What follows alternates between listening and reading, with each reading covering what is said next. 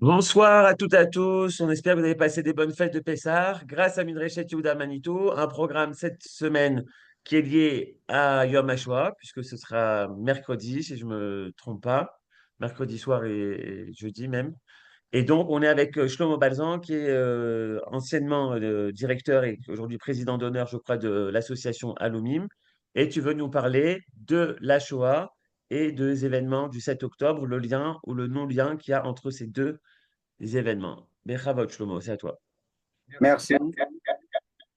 Alors, on va commencer. Euh, Tout a commencé avec une réunion de l'organisation Aloumim, les enfants cachés en France pendant la Shoah.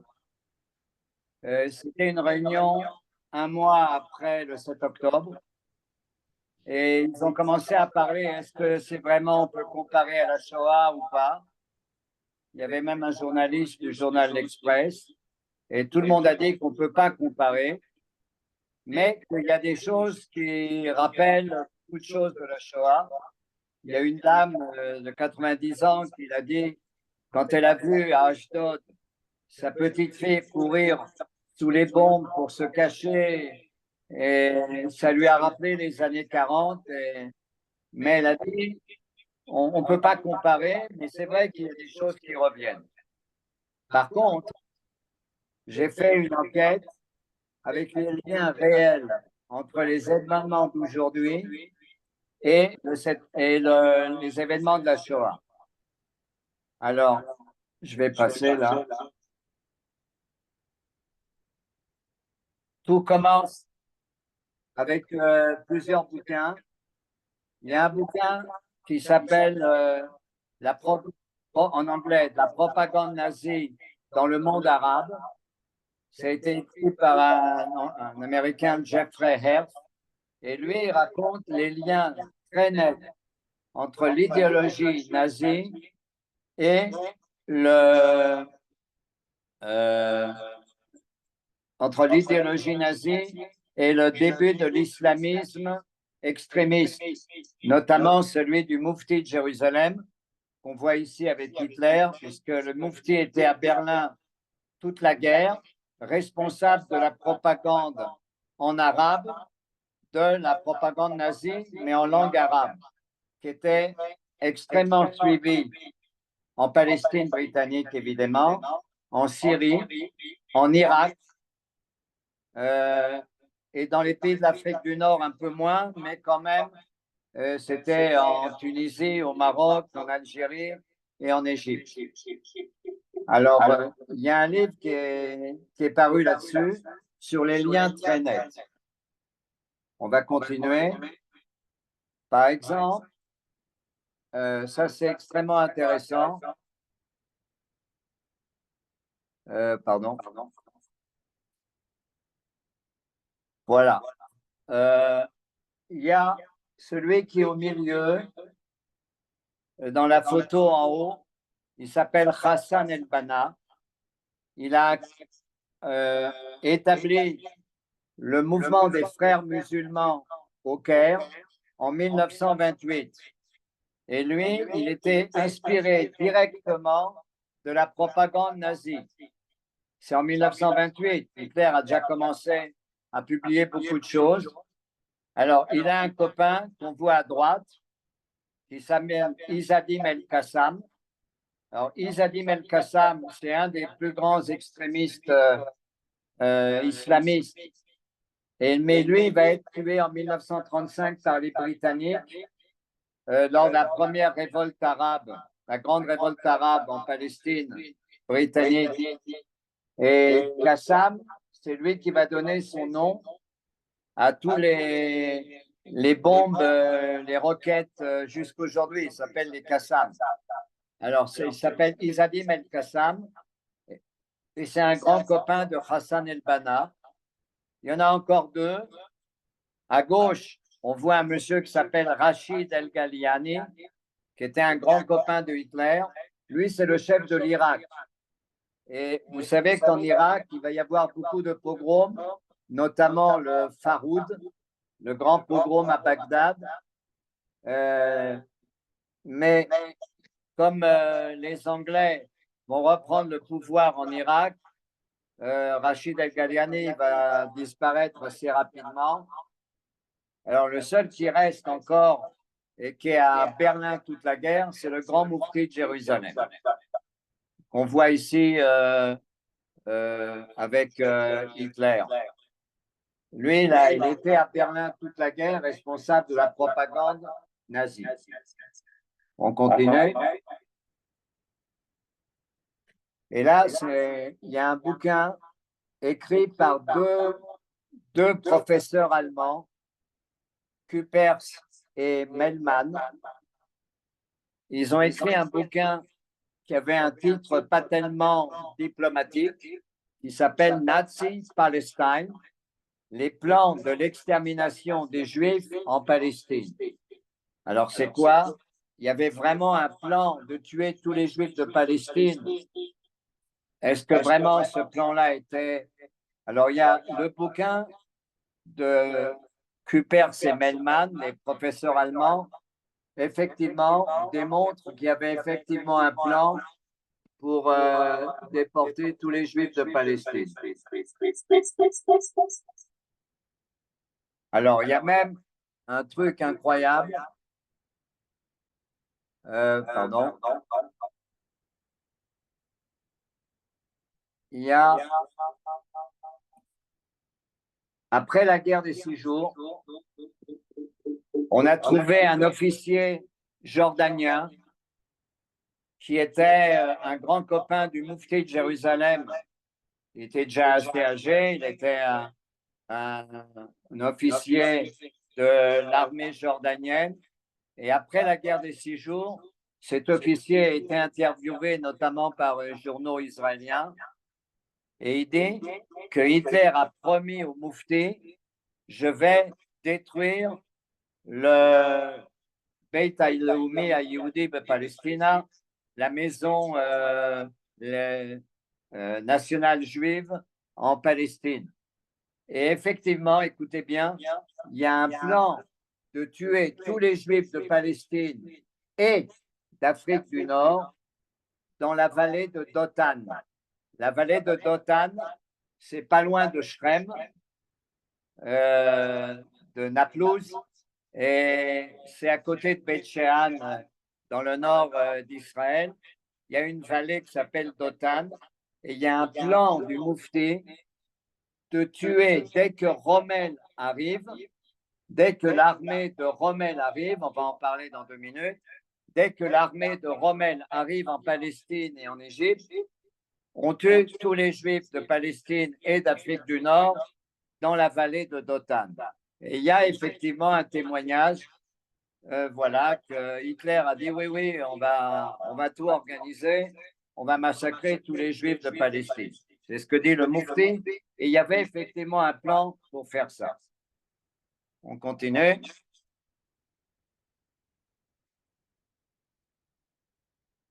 Alors, pourquoi, comment ça marche? Alors, je vais vous dire, Rommel, il a créé une armée allemande en Tunisie et en 1942, il a prévu de commencer à avancer vers l'Égypte et la Palestine et de tuer tous les Juifs de Palestine. Bon, et l'armée de Rommel est prête face à l'armée de Montgomery, de l'armée britannique. Seulement, arrive à Tunis un monsieur dont on voit la photo qui s'appelle Walter Rauf. Walter Rauf, il s'ennuie un peu en Europe. Pourquoi? Il est le patron du camp d'extermination de Chelmno. Mais tuer les Juifs dans les camions à gaz, dans le camp d'extermination de Chelmno, ça l'embête. Lui, il veut vraiment être sur le terrain et tuer des Juifs, notamment en Palestine. Il vient donc voir Rommel et lui dit, j'ai créé un groupe qui s'appelle en allemand Einsatzgruppen Ägypten, les commandos spéciaux d'Égypte, qui sont exactement le modèle de la Shoah par balle sur le front russe. les fameux commandos spéciaux qui, quand arrive l'armée allemande en Union soviétique, ont tué tous les juifs par balle dans des fosses. Et le plan est de tuer, quand Rommel va avancer vers la Palestine, de tuer tous les juifs en avançant. Alors, Rommel, qui était beaucoup moins nazi qu'on pensait, qui va même lui-même se révolter contre Hitler un peu plus tard, il va jeter Rauf. Alors Rauf, il ne sait pas quoi faire, il va devenir le patron de la Tunisie qui va être envahie par les Allemands 6 mois. Il va organiser 32 camps de travail et pas d'extermination, mais de travail forcé, où beaucoup de centaines de juifs tunisiens vont mourir là-bas. Le plus marrant, c'est que Walter Rauf, il va survivre et il va être enterré au Chili. On voit exactement ici son enterrement et tout le monde salue avec le salut nazi. Et là, on est dans les années 60-70, hein, bien après la guerre. Il va quand même être enterré au Chili avec un signal nazi. Donc, le plan était existant. Dès que Rommel arrive, on tue tous les Juifs de Palestine. On continue. Shlomo, Alors, en Palestine. Shlomo, je te coupe encore une fois. On va essayer d'enlever l'écho. Si ça marche pas, c'est pas grave. On l'a déjà fait tout à l'heure. Ouais, Ne touche pas à ton téléphone. Le téléphone, il est bien. C'est ouais, sur l'ordinateur. Tu te rappelles où il y a le micro en bas à gauche? Est-ce que tu vois toujours le micro en bas à gauche? ouais. Alors, tu vas cliquer sur la flèche. Et pareil, le troisième ligne, Leave the audio computer. Attends.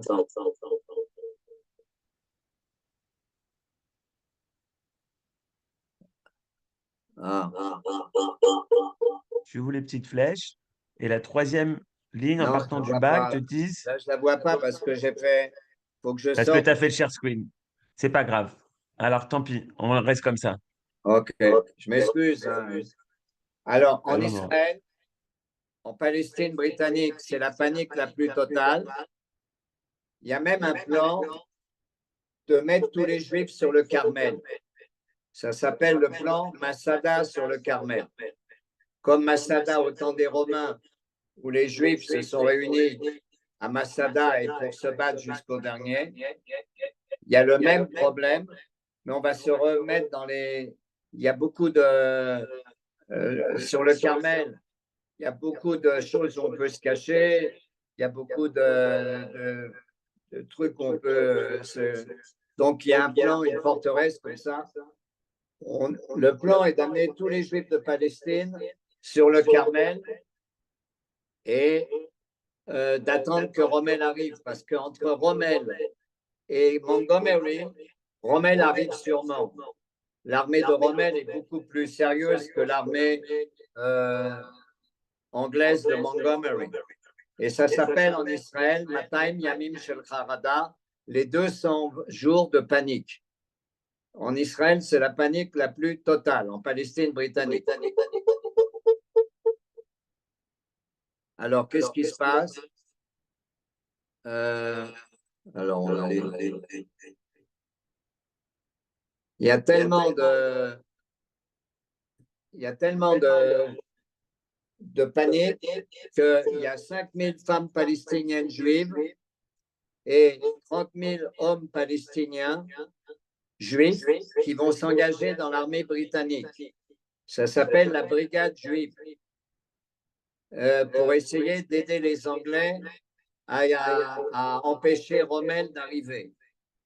Une des plus belles soldates de l'armée britannique, on la voit ici au milieu sur la photo, c'est ma maman, c'est ma mère, Myriam Einhorn, plus tard Balsam. Ma mère va être soldate dans l'armée britannique. Elle va gagner la bataille de El Alamein, là où les armées de Montgomery vont bloquer enfin l'avance de Rommel. Et je suis très fier que ma mère a bloqué Rommel, mais si Rommel était arrivé, le plan était de tuer tous les Juifs de Palestine et de l'Afrique du Nord. Mais comme ma maman a gagné la guerre, ça a été. On continue.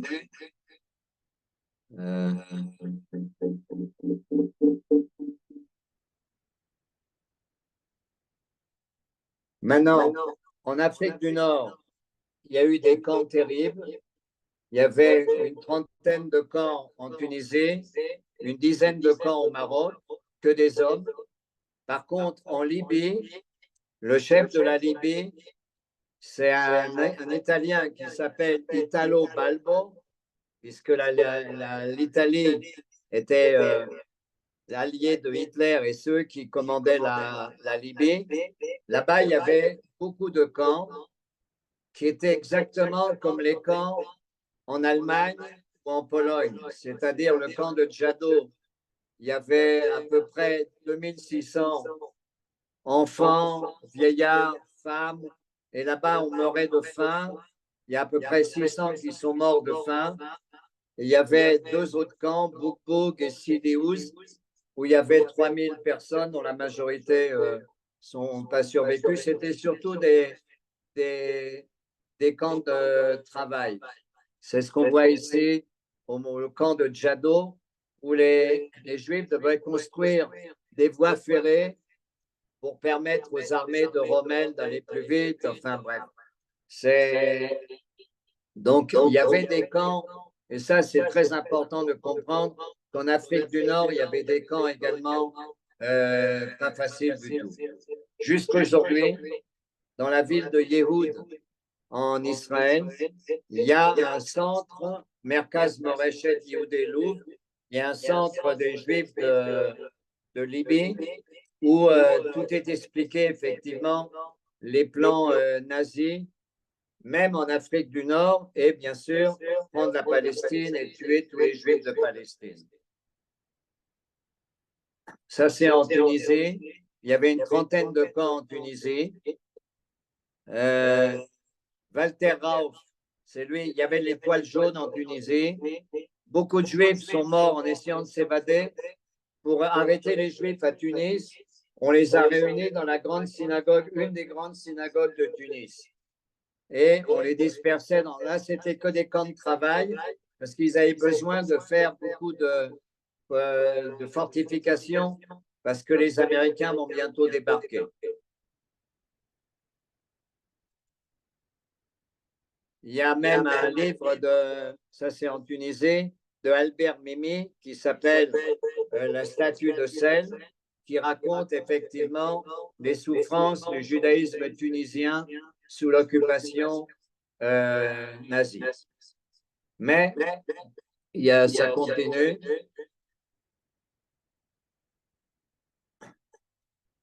Le Mufti de Jérusalem prévoit, il va à Hajj el-Husseini, il va en Yougoslavie et il va engager 2000 hommes, on va appeler les SS musulmans, et ces deux divisions, en Serbie surtout, deux divisions musulmanes, pour les amener en Palestine, et dès que Rommel arrive, on massacre tous les Juifs, comme j'ai dit, dans la vallée de Dothan.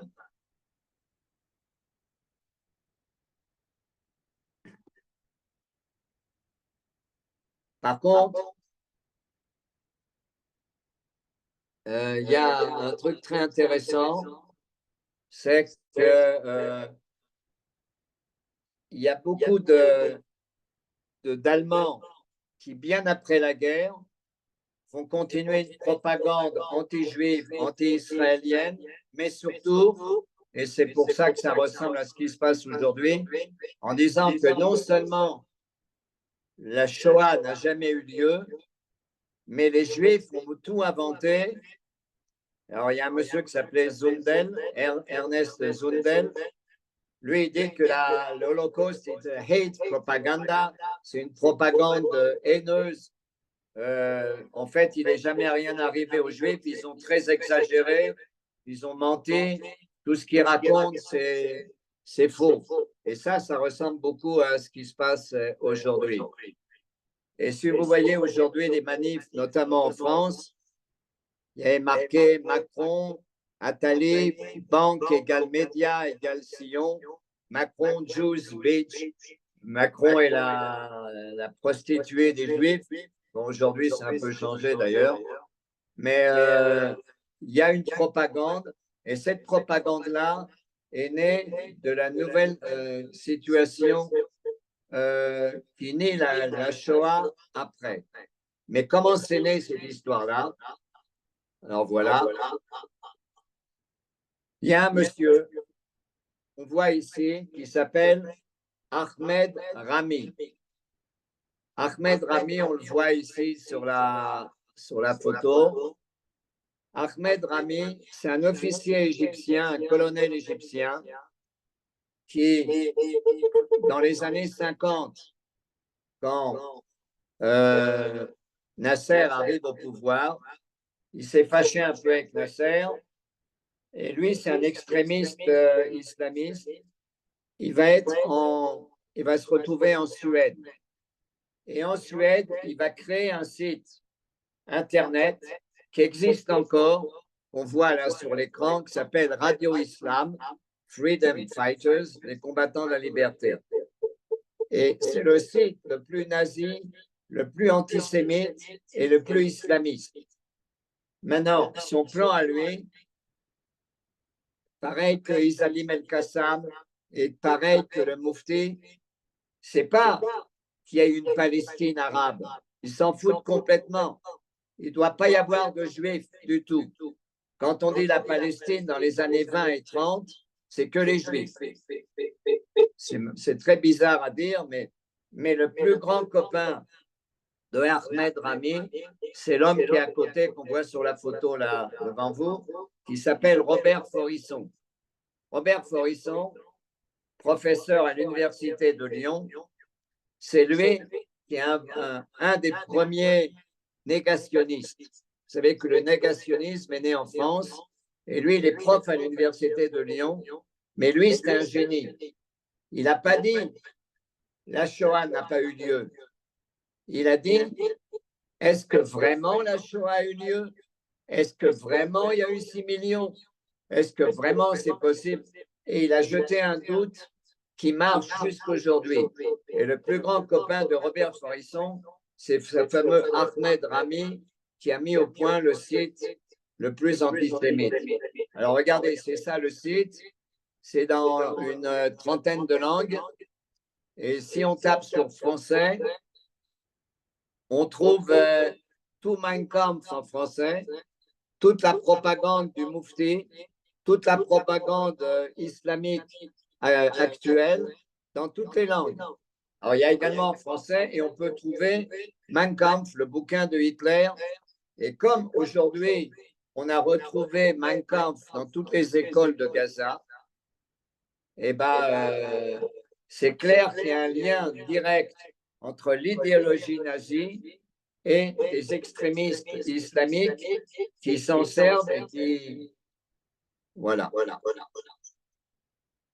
Entre parenthèses, au Maroc, qui est un pays plus ou moins sympathique vis-à-vis des Juifs et d'Israël, il y a eu un musée de la Shoah à Marrakech. C'est ce que vous voyez sur la photo. Alors, il a été créé en 2018 et il a été détruit. Jusqu'aujourd'hui, on ne sait pas exactement qui a détruit. Un musée de la Shoah qui était mis à Marrakech, au Maroc, a été entièrement détruit. Et dans le monde arabe, on a quelques amis, mais la propagande est incroyable. Les gens grandissent avec ces images-là. Et pour terminer, ce que je vais vous dire, je voudrais parler des justes musulmans. Oui, il y avait des justes musulmans qui ont sauvé des juifs pendant la Shoah. Un des plus connus, c'est Mohamed Khelmi, qu'on voit là à l'écran. Mohamed Khelmi, il est né au Caire. Il fait ses études de médecine à Berlin et il va sauver des juifs. Il devient médecin à Berlin dans les années 30 quand Hitler commence à venir au pouvoir. Et il va sauver beaucoup de juifs à Berlin puisqu'il était médecin à Berlin. Le plus bizarre, c'est que quand il a reçu la médaille, il était déjà décédé et le consul d'Israël au Caire a voulu rencontrer la famille pour leur donner la médaille.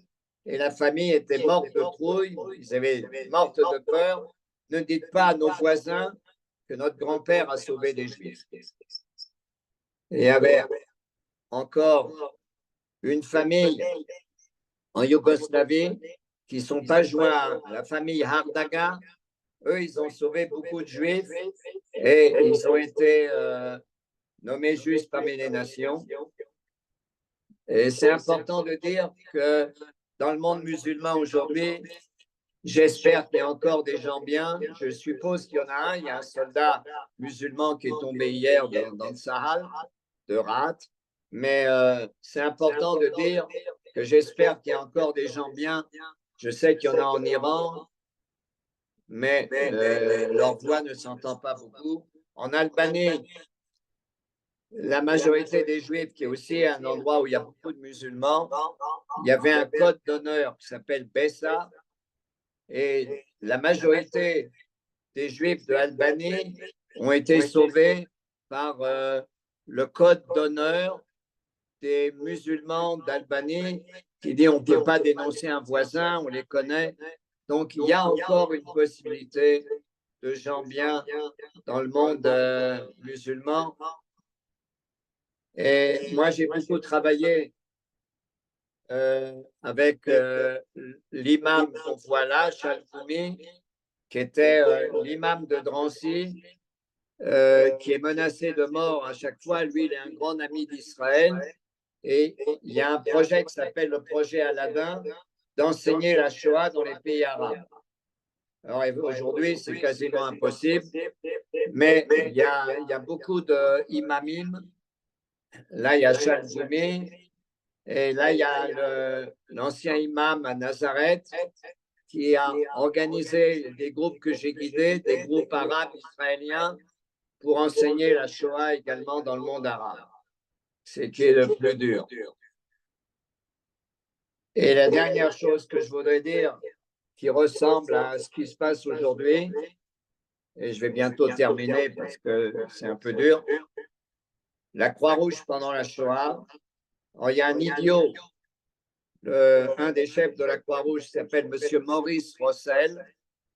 Claude Lanzmann, celui qui a fait le film Shoah, a fait un film sur lui qui s'appelle Un vivant qui passe. Et il a visité le ghetto de Térésine, il a visité Auschwitz et il n'a rien vu. Et j'ai le rapport de la Croix-Rouge, comme quoi Auschwitz, il ne s'est rien passé. Et un truc complètement dingue, quand on veut être aveugle, on est aveugle. Et malheureusement, je sais qu'aujourd'hui, la Croix-Rouge également n'est pas très voyeur de ce qui se passe. Il ne voit pas très bien la réalité, c'est complètement... Donc, ce que je voulais vous montrer, c'est qu'il y a des liens directs entre l'idéologie nazie et l'idéologie islamique globale, qu'il y a vraiment des preuves historiques, il y a des liens historiques, ce n'est pas seulement des choses en l'air. Je ne comparerai pas les événements du secteur octobre à la Shoah, mais derrière les coulisses, il y a effectivement un lien très net entre les islamites qui s'en foutent complètement de la Palestine arabe. Eux, ils veulent seulement Dar et l'islam, que le monde devienne musulman. Et évidemment, il faut tuer tous les juifs et une propagande incroyable. Et ça marche. Hélas, dans beaucoup de pays d'Europe, notamment en France, ça remonte. Alors, je voulais juste en quelques minutes, je vais raccourcir un peu parce que vous montrer ça.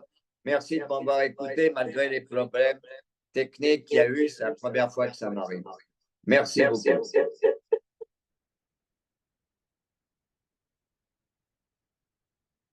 Allô?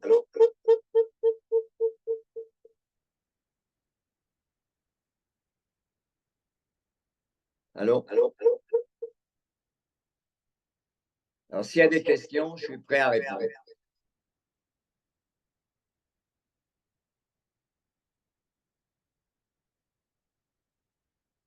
Allô?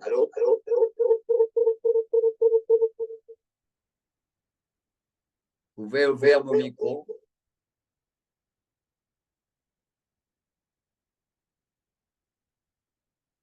Allô, allô?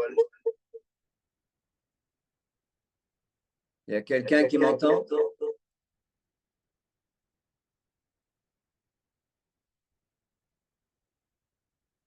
Ouais, qu'est-ce qu'il y a? Allô? M'entendez là? On t'entend, Shlomo. Ok, est-ce qu'il y a des questions? Ben, je m'excuse pour le balagan qu'il y a eu avec le son, ça peut... Voilà, vous pouvez ouvrir le micro. Ok. Shlomo, est-ce que je peux donner quelques détails sur la Tunisie? Shlomo, tu m'entends? Oui, oui. Bon, alors d'abord, mon père était au camp de Bizerte, qui était le pire camp de travaux forcés en Tunisie. Et d'ailleurs, il a été, pas relâché, mais il a été envoyé à Tunis pour emmener 3 juifs qui étaient malades, pour les emmener à l'hôpital.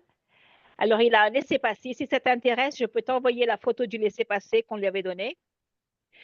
Et quand il est arrivé à Tunis, comme c'était vers la fin, ma tante l'a caché, il n'est pas retourné. Maintenant, les Juifs étaient rassemblés dans la cour de l'école de l'Alliance israélite universelle et aussi ils étaient à la synagogue. L'étoile jaune a été portée par les Juifs de Sfax seulement, pas à Tunis. Si tu as 2 minutes, je peux te raconter ce qui est arrivé au mari de ma tante paternelle. Alors, ma tante, il était avocat et il y a un groupe d'avocats et de médecins qui ont été emmenés directement en France et de là, ils ont été déportés à Auschwitz. Exact. Alors, quand il s'est arrivé là-bas, mon oncle, on lui avait donné comme boulot là, chaque fois qu'il y avait un train qui arrivait, le juif sortait, il donnait un coup de sifflet et les juifs se déshabillaient. Un deuxième coup de sifflet, il rentrait sous les douches. Enfin, on sait ce que c'était que les douches. Il a fait ça pendant 3 ans. Wow. Quand il est retourné à Tunis, bien sûr, il était un petit peu dérangé de tout ce qui s'était passé. Il a parlé à des groupes de jeunes et c'est une de ces jeunes dames qui a raconté l'histoire de ce qui s'est passé. Il a raconté ce qu'il faisait comme travail, enfin, chez les nazis, etc. Et il avait retrouvé sa femme, son fils avait grandi, etc. Bon, alors par un jour de juillet, très très chaud, comme ça, un Shabbat, c'était, il est sorti de chez lui, il a été au centre de Tunis, il y avait une gare. Il est rentré dans cette gare, il y avait un train qui partait. Au premier coup de sifflet, il a enlevé son manteau et sa veste. Au deuxième coup de sifflet, il s'est jeté sous les roues du train.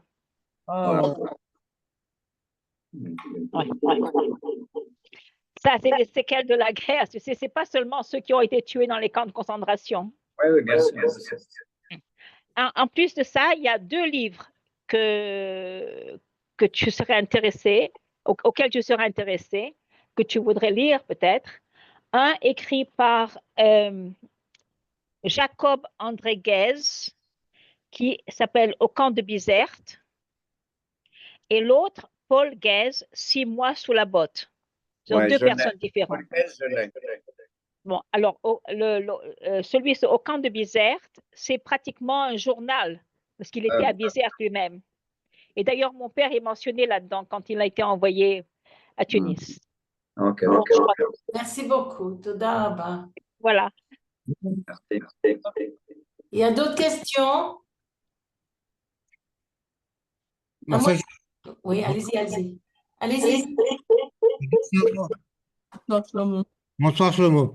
C'est En fait, il y a un parallèle entre comment dire, les plans d'extermination des Juifs par les nazis, octobre, où on a retrouvé, il n'y a pas longtemps, les plans qui étaient déjà de 2022 pour l'extermination des Juifs en Israël.